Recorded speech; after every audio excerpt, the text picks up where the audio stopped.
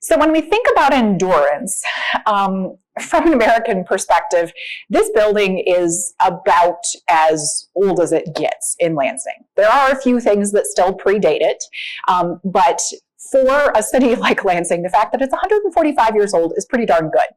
And I will say, when May put out the social media posts for the turning of the year, because of course our birthday is January 1st, it's still kind of, when I saw it, made me stop and think, wow, that's old. Which means there are 145 years plus of stories to tell.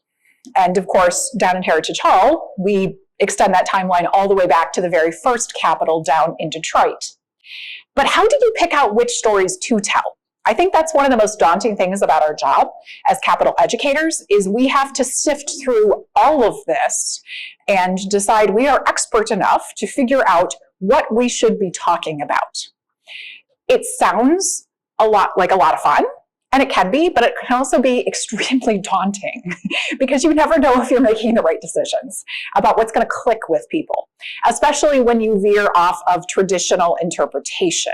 We know how the building has been interpreted through tour guide booklets and visitor manuals and so on, going back at least to the 1930s.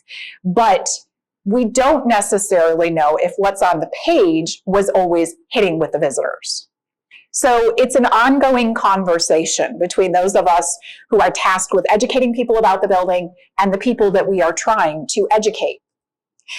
And all too often, people come to the Capitol once. Now, I know that's not true of the audience today. We are all Capitol creatures, but it can be really hard because, oh, it's a really old building. It's a Victorian building.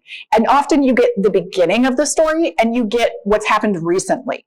I was thinking about that a few months ago as I was rereading the book that we did in the 1990s after the restoration. There's lots about construction because that's really well documented. Then there was lots about the restoration because the guy writing the book had just lived through it. There wasn't that much in between. But we have been through, of course, a lot in this building. Some of those changes were beneficial, like the original decoration of the building and the electrification. Some of them were not our finest moments, like in the 1960s when we talked about replacing it with a concrete spaceship. There's, of course, the bad old days of the overfloors that came after that we're going to build a new Capitol thing imploded. Then we have the restoration, which is often held up as sort of this high point, but history does not stop in 1992 when the restoration ended. Let's be honest, not everyone in this room was alive in 1992. But there are still some really cool moments that are central to who we are. You know, today, we talk a lot about the art. We have scaffolding through the entire center of our building because we want to do well by the art in the dome. Well, we rediscovered that art, recreated it during that restoration. In fact, last night I had the pleasure of spending about an hour and a half with one of the decorative painters who's on this project, who also worked on that project. And I got to take her down in collections and show her some of the drawings that she did 35 years ago, which was really cool. And of course, you know, the projects continue, interior and exterior both. A lot of us in this room remember this most recent scaffolding of the dome when we did that back in 2015. Some of our projects are super visible, and so we have to talk about them as they're happening. Nobody who takes the group upstairs right now can escape the fact that there is scaffolding in the rotunda. It's just there. So you have to be able to explain these things. But how do you sift out through time what is worth continuing to talk about when the project is over and pair that with what is happening contemporaneously? Because of course we are not just a historic building. Yes, we're a National Historic Landmark. That's fantastic. But time has not stopped. We are not a museum that is frozen at 1810 or at 1920. We are still a place where history is made every day. And that tension, I think, is what makes this building very exciting. Stressful some days, that's also true, but it means that we are not a traditional historical site. So when we think about interpreting its history, then we have to remember that there are all of these different perspectives. And it's not just our perspectives, it's perspectives of people who come to the building. Some people come to the building, let's be honest, because they're really ticked off about something. And they land on our front lawn, and inevitably some of them have to come in and use the bathroom, and they may or may not end up going upstairs and looking around. Other people come here because they're really, really excited about something that's happened. Some people come here because their parents dragged them. Some people come here because they really, really, really want to see all the capitals and they're super nerdy and do this sort of thing for fun. How do you interpret for all of those different perspectives? Not to mention people like yourselves who we would like to think are interested in this building and want to know more about it and can help us serve as ambassadors. Because the truth is, we, as the education staff, see a pretty consistent clientele. You know, we get the history nerds, we get the capital collectors, we get the school tours. We interact mostly with the public. But for some of you in this room who are staff, you interact with other people who work in the building. The legislature, you interact with new staff people. So how can we also take those perspectives into account? So just looking at this photo, just a very quick exercise. When we think about perspective, first of all, this is clearly the House chamber. It's from the perspective of the gallery. But what do you see? What stands out to you in here? A lot of papers, yes. Nobody has a clean desk. What else? Oh, come on. There are people in here who talk for a living. Different desk configuration. Yep. Minus the consoles, but if you look, there are... Still kind of the fan shape. Yep. And look at the desks that are turned up front, where staff are. Probably policy staff, I would guess, at least based on how we do things today. You don't have press desks up here, but you do have benches. Think about that. If people were just like hanging out on a couch on the side of your chamber while you're in session. What else do you see? Don't make me call on you. Pardon? We still have some spittoons. Gross. I'm sure there are ashtrays if we look close enough. Different portrait configuration. There's 3 in this side. We've got a different chandelier hanging down. The brackets are still there, but these are not the combination lights. 2 U.S. flags. 2 U.S. flags, yep. We've got a really large arrangement of flowers here. The windows are open. They have like shades or something. Yeah, yep, it looks like there are shades. Carpet different from what it is now? Carpet is different. Yep, this is that first state seal pattern that dates to the 30s. Valerie, what's done by the left door? By the right? Yeah. over here. So this is the bracket coming across that the light hangs down from. But if you look here, there's the start of one of these benches again that goes across. The voting boards aren't up there either. Thank you. That was a perfect segue into what I want to talk about next. There are no voting boards. Why? Well, because into the late 1930s, the House voted by taking the roll, quite literally, which the Senate still did into the 1970s, mind you. Dan, work on those vocal cords. Some people are like, oh, that's so cool. Not if you've done it. Some of you who've been here as long as I have may remember when we replaced the Senate carpet quite a while ago, and we had the chamber all cleared out, and then they decided to come in the middle of summer for session, and we went, oh, this is going to be fun. So they had stanchions around most of the rooms, so everybody was kind of hanging out on the edges in the back, and I will tell you, I went up just to see how chaotic it would be. Poor Carol, this is Carol Viventi, still was Secretary of the Senate, had to call the roll. Now, this was not a long session. She probably only did it a dozen times. But for legislators who were not used to listening, oh my gosh. I'm sure she felt like a school teacher. There were some of them, it was like, Senator Caswell, Senator Caswell, Senator Caswell. It was, I thought, kind of funny, but also eye-opening. Now, you have to think, in a time when that was normal, people were probably more attuned to it. But still, think about how chaotic the floor can be during session, and think about trying to physically call the roll.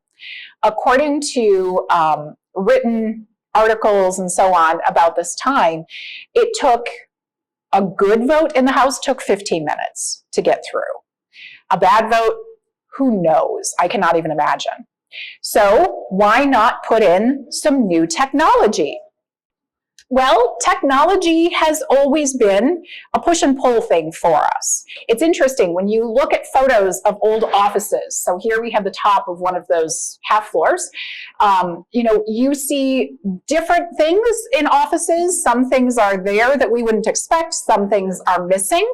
There's obviously no computer on this desk. It's actually a little odd that there isn't a typewriter. But look at all the things we are shoehorning in. And of course, that was the epitome of the overfloors, the idea that you could pack more people in, you could pack more stuff in. This is a photo that in some level I relate to very well because this is storage. It is all about keeping stuff. And no, our storage downstairs has not gotten this bad yet. Give us another decade and we'll see. This is actually storage for the Supreme Court when they were still in the building. And you can see it clearly meets modern OSHA standards. It's just, the truth is, though, we compile a lot of stuff in this building, and it is really hard to know what stays and what doesn't based on needs at any given time. And then you've heard me talk about this before. I firmly believe this is going to be my legacy in the world of historic preservation. There's the inverse old stuff bell curve, where you start off with a building that is new and shiny and cool, and then it gets a little old, but we can still deal with it. Then because we're Americans, we decide it should probably be torn down because we don't keep our history very well. But then if it survives that bottom point, it starts to tick back up. I personally feel like I've seen this the most through the whole mid-century modern craze of the last decade or so. Growing up, I went to a rather non-affluent elementary school that had, kidney-shaped tables and so on. Not because they were cool, but because we still had furniture from several decades before.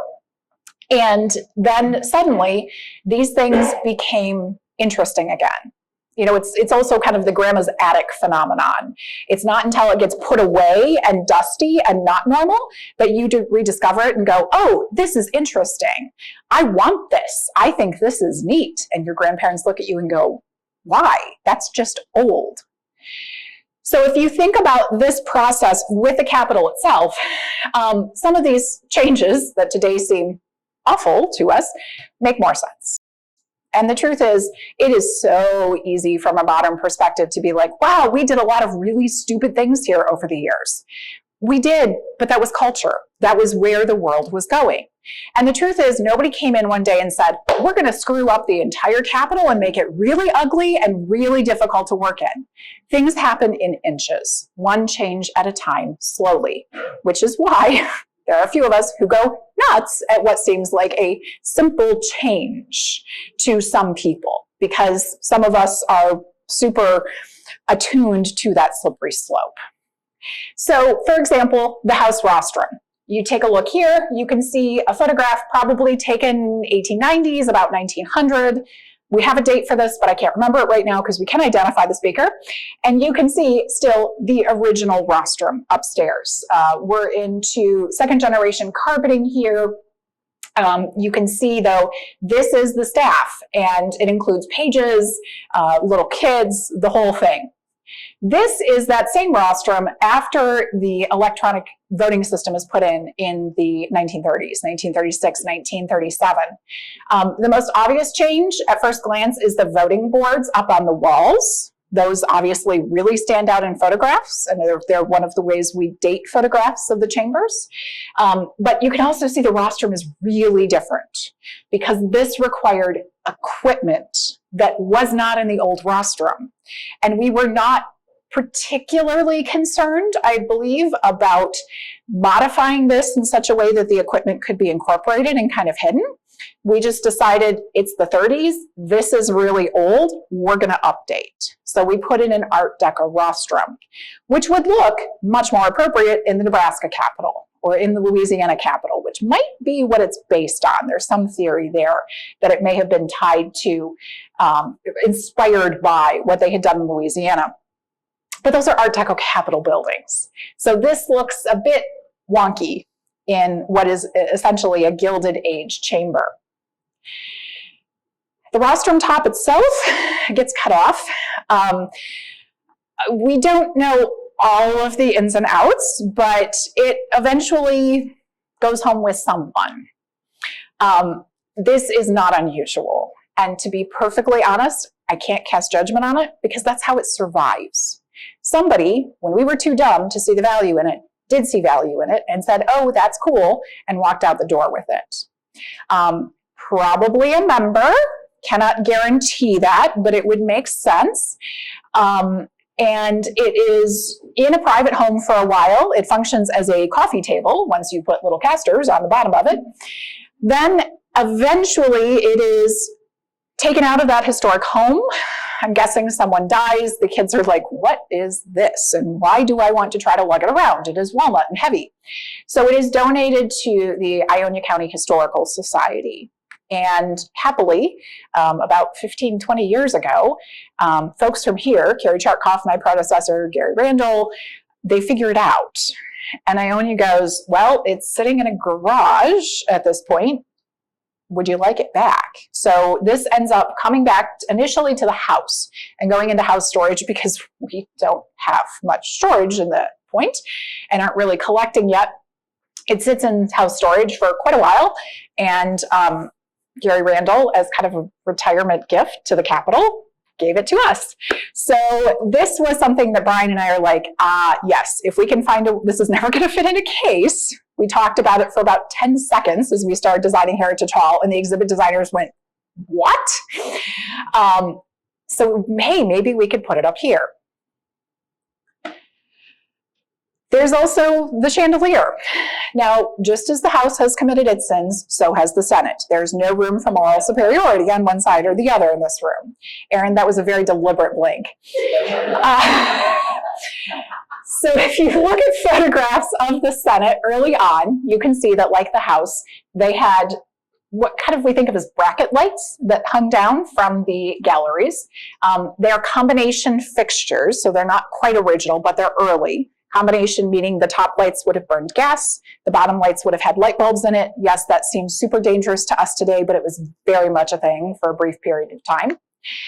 These eventually disappear in the first half of the 20th century, and you start to see these lights hanging down. Now, these are not on a stem or rigid arm. These are actually on chains. Many of us grew up with lights on chains. They were a thing in American interior decoration for a long time. We don't have any great shots of one straight on because how many of us go upstairs and take a photograph of a light fixture straight on in the chamber? Not normal. But thankfully, the chambers have been extremely well photographed over the years. So there are some photos you can see them in the corner of, like here. We've got one and kind of a half over here. I think it's possible there were as many as 12 of these at one point in time, hanging off the galleries and also actually in the front of the room.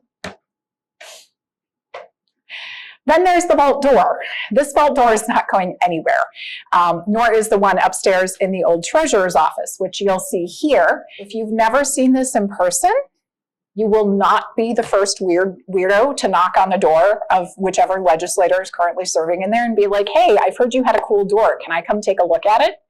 It happens. They're good with it. It's just all part of, you have this office. This is part of that package. These were connected to the state treasurer's office. So we've got a couple floor plans here. These are from the early 40s.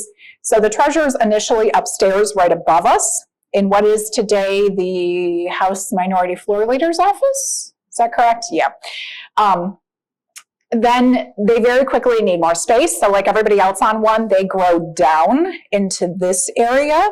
This room, part of what was next door, although that was split in different periods. And what had been one vault upstairs becomes two vaults. Now this is one of those projects I'm so glad I wasn't alive for. There was one guy who still worked here when they decided they needed to put in a second vault, which was in the early 20s, late teens, early 20s. So this door we think is the second one from upstairs. We don't know what happened to the first. This one probably appears about 1900 or so based on Treasury Department records over in the state archives. Well, in the 20s, they decided to put in this big swanky new door upstairs, and they moved this downstairs. Now, when Myers designed the building originally, he really wanted to make sure that the interior of the vault was solid. And this wasn't like something that we bought and slid in. This is brick lined, metal lined, layers of plates, and it has multiple individual standing safes within it and storage drawers and so on. So this is a walk-in. Like if you've ever gone to the bank to go back in for your safety deposit box, if this is still a thing, then it's kind of like that experience. So we moved the door down, and then we realized that when Myers designed this, he didn't leave space for another vault underneath. He put in solid concrete and boulders. And there was one guy who was still around, who had lived through construction as a kid and was like, this is going to be a big project. And of course, he gets interviewed in the State Journal, because this is news in Lansing. They have to cut all of this out. But there's still, if you ever make your way down into the sub-basement, there's still actually sections where you can see some of that concrete and boulders down there, because it continues down underneath this. The door upstairs and this door are discussed during the restoration, but nobody wants to try to move these, even though the vault linings are taken out and the guts of the vault are removed. So these just become fixed doors. They don't open. They are just there. And for some of us, this has always been one of our favorite things about this room. It's also interesting, the stories you will occasionally hear. I doubt there are too many of these around anymore. But when I started almost 20 years ago and used to work the desk, there was a guy who would cut through every day to get to his parking from his office. And I remember him saying that when he started working here in the 1960s, he, as a state employee, could come on Friday afternoon and get his paper paycheck cashed from out of this vault. Treasury did that for state employees, which I think is very cool to think about. And then there's the library.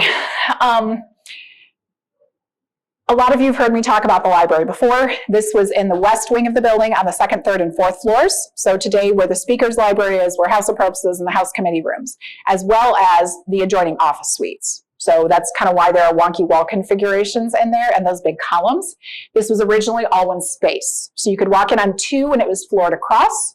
Then at half levels, there were galleries, basically balconies, on which there were bookcases at right angles.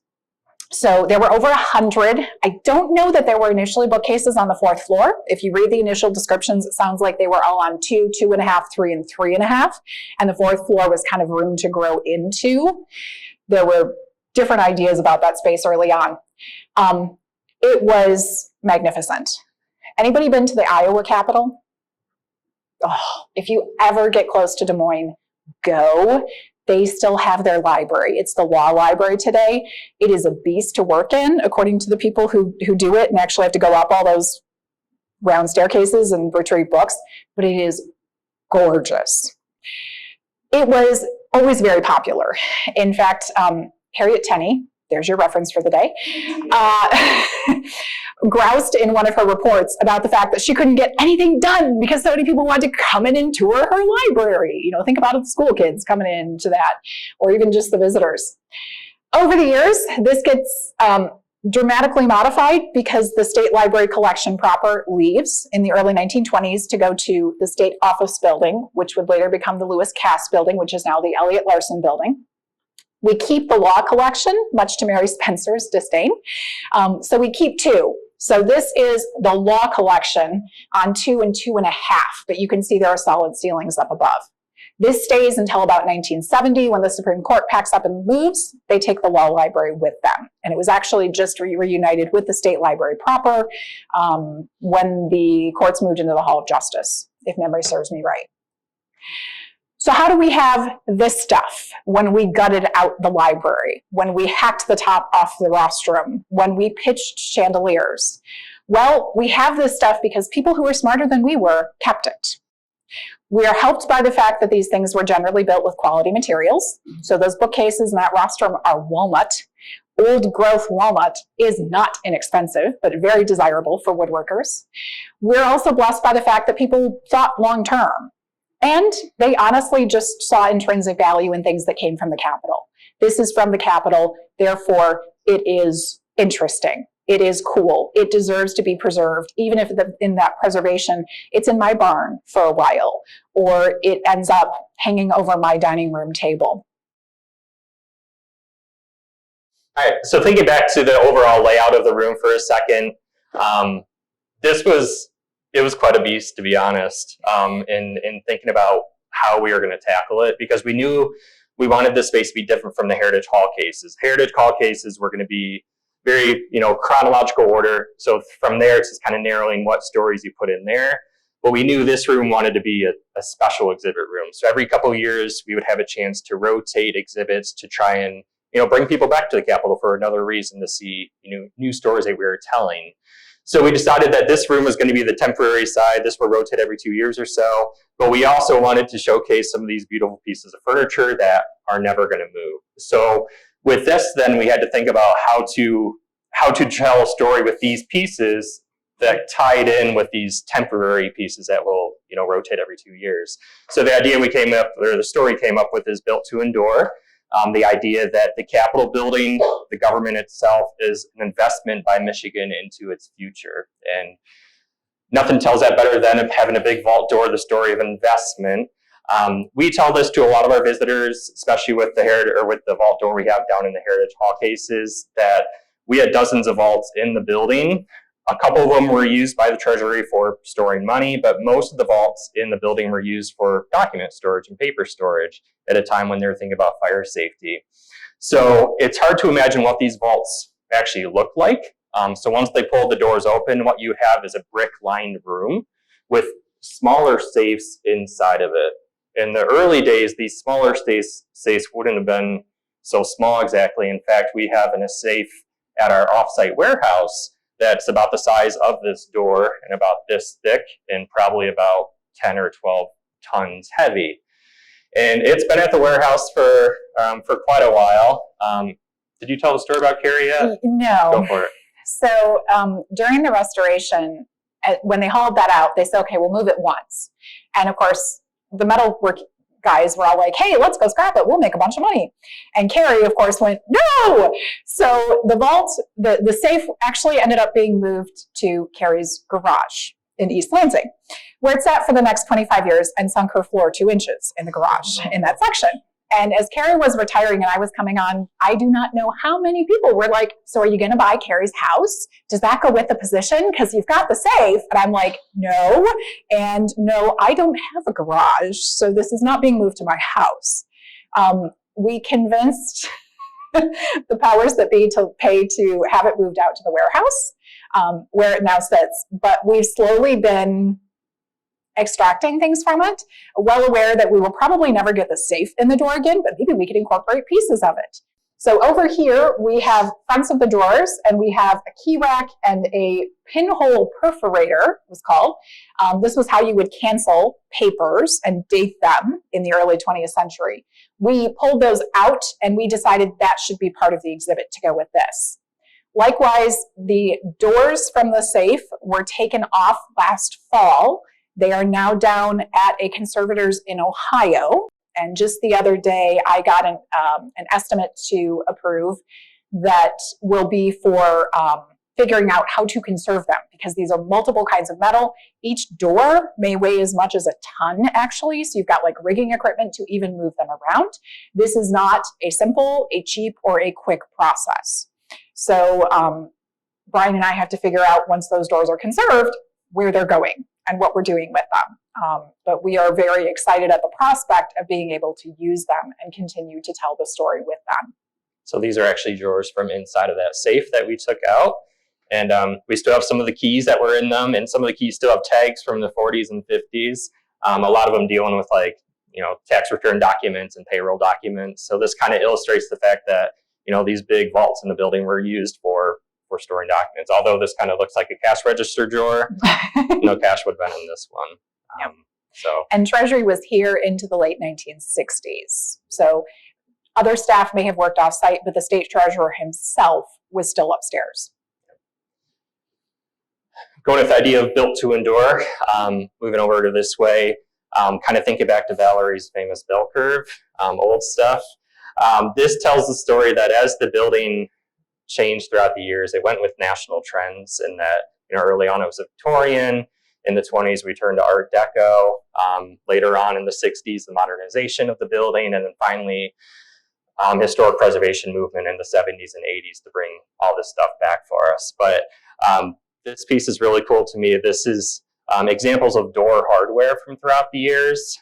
These pieces here, this bunch, all original pieces with their kind of East Lake style, which was a really original style to the building. So we have a doorknob and a scutcheon and a door or a keyhole cover and a door hinge. And then throughout the building, as things started to change a bit, a lot of these pieces taken off, borrowed by people, grew legs on us. We had a couple choices that we could do. In a lot of instances, they were just replaced with more modern pieces, such as in the Art Deco period, we had very simple brass door hinges put in throughout the building. We had very simple hexagonal door knobs put in. But there were some pieces that they couldn't replace, or they didn't replace for some reason, but they altered them. And so for a lot of these original pieces, such as this keyhole cover and this door escutcheon, they're literally painted over to the point where the original Victorian designs became unrecognizable, and they would blend into these hardware pieces that they replaced. This is something we don't have the full story of why they kept this and why they kept that, why they replaced this. But it's interesting to see with these pieces that, they would go to the lengths of just painting it, cover layers and layers of paint to hide, these old-fashioned styles that, had just grown old, right? We didn't want to keep this old stuff. We wanted to progress into the future in the progressive era with the Art Deco period. So that's some original hardware there and replacements. I'm going to tell the story of the plaque. So as we were finishing the Heritage Hall exhibits, I got a request from someone who actually works downtown, who said, I used to get special tours from the Capitol historian. What can you do for me for Heritage Hall? And I went, okay, I don't know who you are, but fine. So I took this person and their staff through, and I was talking about specifically the Senate chair that's in the Heritage Hall cases, that's from about 1900, that was given to us by descendants, the granddaughter of a guy who was in the Senate in 39 when the Senate bought new chairs and cleared out. So they sold them to members for $5 a pop. And after the tour is done, he comes over to me and he's like, I have something you might want. This person works in the law. This person has a pretty decent rank. And he was like, I have something that doesn't technically belong to me. I often joke, but I swear it's true. There's an element of confession to dealing with donors.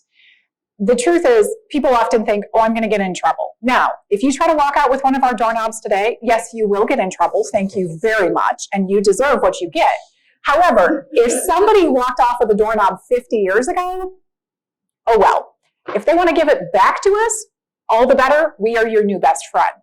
We're not going to ask how you got it. This story was extra awkward because this piece, which features wood flooring believed to be from the building, a doorknob said to be from the governor's office, as well as some square nails, was given to this particular person by his ex-father-in-law. So you have all of that too. And he's like, it's been hanging on my wall for a long time in my home office. Would you like it? And I said, yes, please. And he did come to the unveiling we had the other night. But when I said, so could I put you on the spot a little bit to talk about what you gave us? No, thank you. Okay, that's fine. Again, it's a complicated dance, but we are happy to bring treasures back and have them back in the building. And that involves working with members of the community. Interestingly, the next piece over, so this all goes with the rostrum and the chandelier. These pieces at one point in time were in the state archives. And an archivist who worked there said, these are capital things. Maybe they need to go back over there. So this voting book and punch sheet, you may recognize these were in our first iteration of Heritage Hall cases. We have made some changes out there. Yes, that means you need to visit again and read some of our new labels. These are actually, they're reproductions from the new House voting system that was put in the 1930s. So the introduction of this system was what doomed this rostrum, or at least part of it. Now here you can see that photograph. We think this was taken about 2014 of that rostrum top in storage in Ionia. Here you can see what we were able to do with it. And I say we in the extremely grand sense that we hired a fabulous contractor who has done work for us before conserving the governor's furniture upstairs. And he and his team, these 3 people that you see on the labels, were able to take the original top, which you can see the distinctions here, and they were able to, based on classical proportions, based on what we have upstairs, we gave them what we have of the original drawings, and just their decades of expertise, they were able to recreate the rest of this. Now it is slightly different from what's upstairs because we wanted flat panels here that we could put graphics on. Because one of the rules of historic preservation is you don't do too much to fake things that aren't actually historic. So we wanted people to understand this is rebuilt. Some of this is reproduction. But the top, this is the original house rostrum up here. Now, when you think about how it survived, well, again, it survived in part because it's walnut. Walnut can take a beating. If you don't believe me, look at the desks in your chambers. They have been through a lot over time. But it's also because we still have craftsmen in Michigan who can do this work. And sometimes the skills required don't occur to most of us. One of the biggest challenges is getting the finishes to blend, because this is old wood that has layers of finish on it. This is new wood. How do you get it to all look like one uniform piece? That's really, really complicated. But I think for most of us today, if these labels were not here, we would have no idea where the old stops and the new starts. The chandelier was donated back to us about 2 years ago. This came from the daughters of a woman named Lynn Nethaway, who worked in the Senate for many years, worked for the House briefly too. She was actually one of the first women to lead a legislative office, which is interesting to think about. Her husband's health was not good. He died young. She was the support for her family, for her daughters, and also for her in-laws at one point. And her daughters still live locally and have lots of memories of running around the Capitol building as little kids. They were here the other night, and they talked about how once this light came out, and they don't know exactly how and when and why it came home with Mom, but Mom saw value in it. Mom brought it home. It hung in 2 living rooms and 1 dining room everywhere Mom lived from there on out. And even after Mom was out of her own home and passed, they couldn't get rid of it. It sat in a box in the basement. And eventually they called us up and we said, of course, even though I'm like, which light is this? And what is this going to look like? You know, often the phone calls are very vague. Hi, I have a piece of something from the Capitol. Great. Can you tell me what it looks like? It's fancy. So they brought it in. We were able to match it up with the photographs. And we actually had this restored by Bonet Lighting, which of course is a Lansing company that's been around forever. Anything else you want to say about that? No. Okay. So the nice thing is we were designing this room, this came in enough time that the architects were like, oh, let's do this nice little bump out around here. So we interrupted the plaster vaults up here to include that. I wanted to say too, another cool thing about the rostrum, when you have a chance, once we're finished here in a moment, original drawers on the back. So the original drawers on each side, the top 2 still pull out like they used to.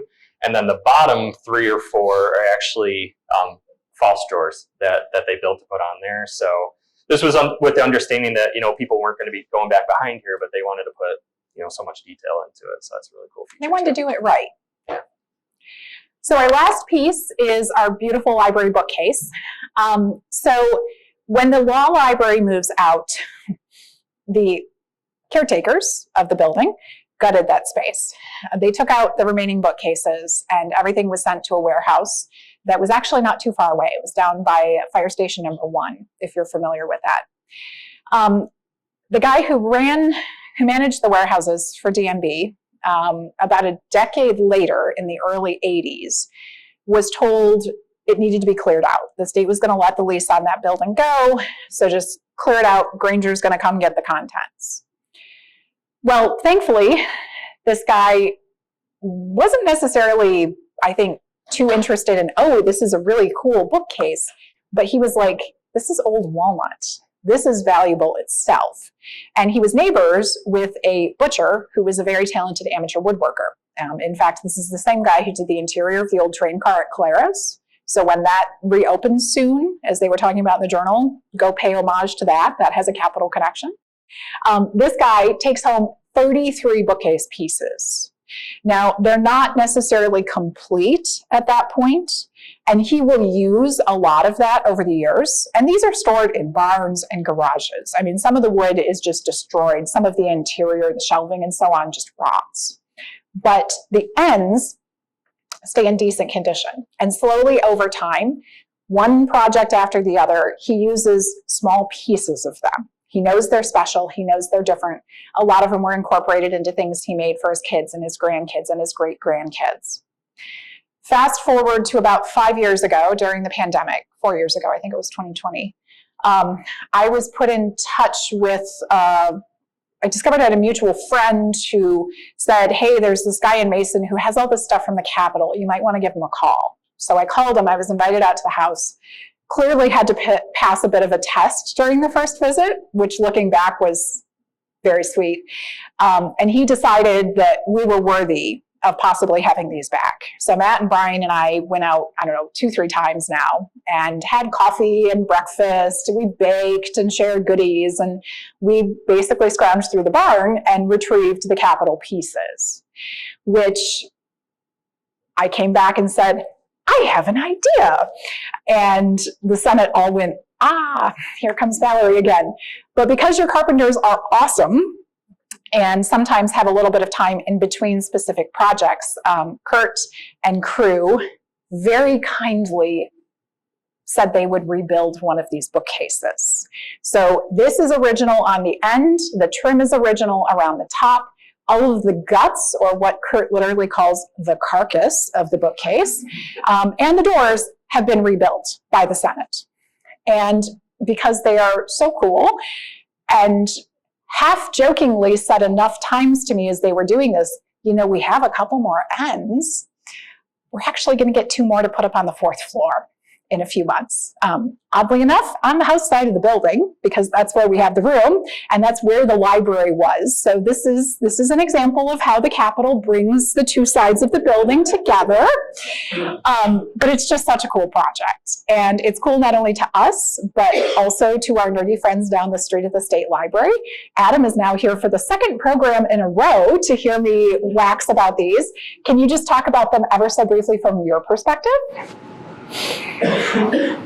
Well, just for me personally, I've been with the State Library now almost 5 years, and we're 195 years old, and so to be able to have that kind of a touch point of this is part of our history, our legacy, the people that were the foundation, your Mary Attendees, your Mary Spencers, were working in getting collections off from these bookshelves. And the fact that we still have some of those books in our collection, you can open them up and find a bookplate that says, it was from the circulating department of the State Library and potentially was on, that particular bookshelf. I think it's a point that you will never, I don't know, it just resonates with us so much, and the fact that this is here to see that example. It's not just in a photo, but it's physically here, and it's nice having the mutual nerdy friend who appreciates that legacy and that representation that's here in front of us. One of the books that we have tucked over it on the side, I don't know if you noticed this the other night, was published by the State Library. It was the book on American artists that was put out in the 1920s, I think it was. Teens, 20s. Okay, yeah, I think it was still during Mary's tenure. And that was something that we had for a long time. And I was like, when this happens, that's going in here. You will also recognize House and Senate books that some of you very kindly let me take from your collections that you are cleaning out. We put in here, for the most part, things that would have been in the old law library or would have been in the library when it was in the building. So, for example, there are no journals or reports or any state documents in here that post-date 1970, because by that point in time, they would have gone away. Yes, there will be more books to go in the bookcases upstairs. The state library receives state documents back from institutions that are no longer holding them in their collections. So they very kindly share duplicates of duplicates of duplicates with us on occasion. And to me, it just speaks to the ongoing partnerships of those of us within government. The Capitol is not an island. It's the Capitol, it's the House, it's the Senate, it's departments, it's the library. We all share this common history. And sometimes that history seems to have disappeared, but in some instances, as you see here today, we get lucky, things resurface, and we have a second chance. If we didn't do right by them the first time, maybe we can do right by them the second. And I think it speaks to the fact that, when we talk about the 145 years, when we talk about those long arcs of time, we only see a bit of it. The people who lamented these coming out in 1970, most of them are not around here today anymore, at least in a professional capacity. But because I'm who I am, I like to think that Harriet, Mary, the folks who used to work on this rostrum back in the House, that they would be pleased with what we've been able to do today. So with that, thank you all for coming this morning. Feel free to take a look around otherwise.